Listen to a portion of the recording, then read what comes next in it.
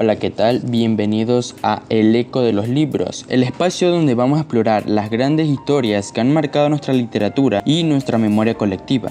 Soy Matías Gonzalo Reyes Cedeño y hoy les traigo un episodio especial sobre una obra que no solo relata un capítulo oscuro de nuestra historia, sino que también nos invita a reflexionar sobre la lucha de la justicia y la dignidad humana. Se trata de Las cruces sobre el agua, de Joaquín Gallegos Lara, una novela que nos transporta al Ecuador de 1992, cuando la ciudad de Guayaquil fue testigo de una de las masacres más brutales en contra de los trabajadores.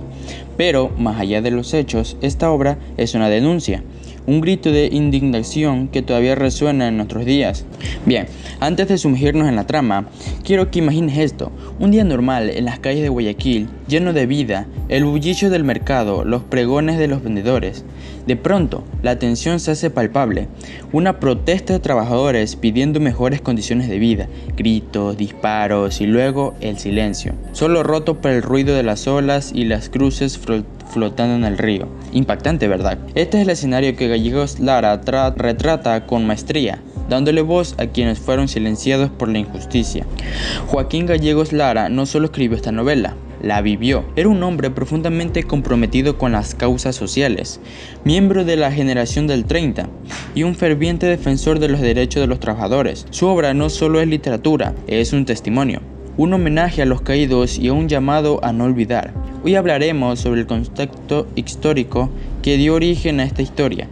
Exploraremos la vida de los personajes que la protagonizan y desentrañaremos el simbolismo detrás de esas cruces que flotaban en el río Guayas. Así que quédate conmigo, esto apenas comienza. Primero les voy a dar un pequeño contexto histórico. Para entender la magnitud de las cruces sobre el agua, primero debemos hablar del contexto histórico. Corría el año de 1992 en Guayaquil.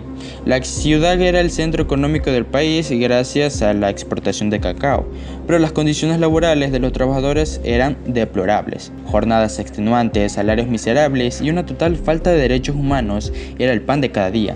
El 15 de noviembre de ese año, miles de trabajadores tomaron las calles para exigir mejores condiciones de vida.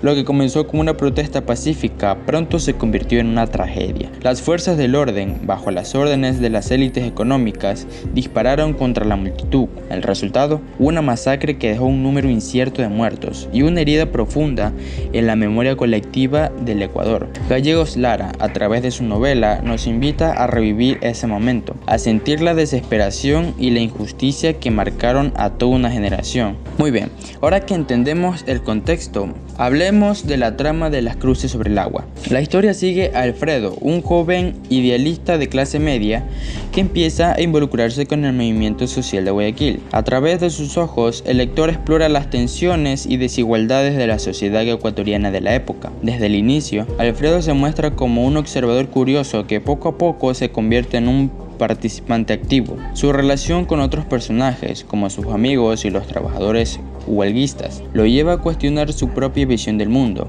Entre estos personajes destacan personajes como Luis, un joven trabajador que sueña con un futuro mejor, y Mercedes, quien representa la dignidad y fortaleza de las mujeres obreras. Uno de los momentos más conmovedores de la novela ocurre cuando Alfredo visita los barrios más pobres de la ciudad y se encuentra con familias enteras viviendo en condiciones infrahumanas. Esta experiencia lo impacta profundamente y lo lleva a comprometerse con la causa de los trabajadores. A medida que la huelga avanza, la tensión social se hace cada vez más evidente. Las reuniones clandestinas, los discursos llenos de esperanza y las discusiones entre los huelguistas reflejan la diversidad de pensamientos dentro del movimiento. Algunos buscan un cambio pacífico, mientras que otros consideran la posibilidad de una revolución.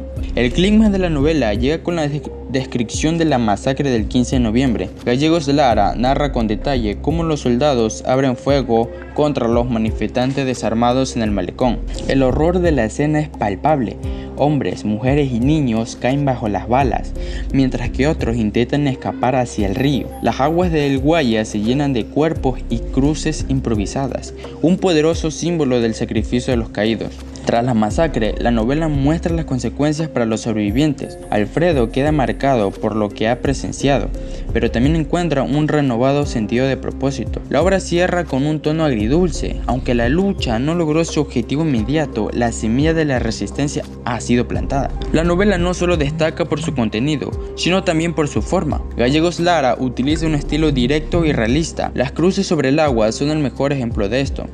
Representan a los caídos, pero también son un recordatorio de que la memoria no debe hundirse en el olvido, como esas cruces en el río. Cada uno de ellos es un microcosmos de la sociedad de la época. Alfredo, por ejemplo, encarna la esencia del lector, mientras que otros personajes nos muestran las distintas caras de la injusticia y la resistencia. Aunque Las cruces sobre el agua se centra en un hecho de 1922, su relevancia trasciende el tiempo. Hoy en día, las luchas por los derechos laborales y la justicia social siguen vigentes. Piensa en las huelgas recientes, en los movimientos por mejores salarios y condiciones dignas.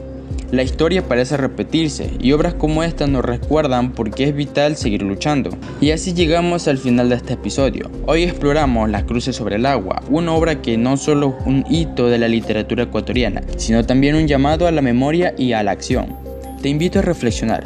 ¿Qué hemos aprendido desde 1922? ¿Cómo podemos honrar a quienes dieron su vida por la justicia? Si aún no has leído esta obra, no lo pienses más. Adéntrate en sus páginas y descubre por qué Joaquín Gallegos Lara sigue siendo una voz imprescindible. Gracias por acompañarme hoy. Nos vemos en un próximo episodio. Hasta la próxima.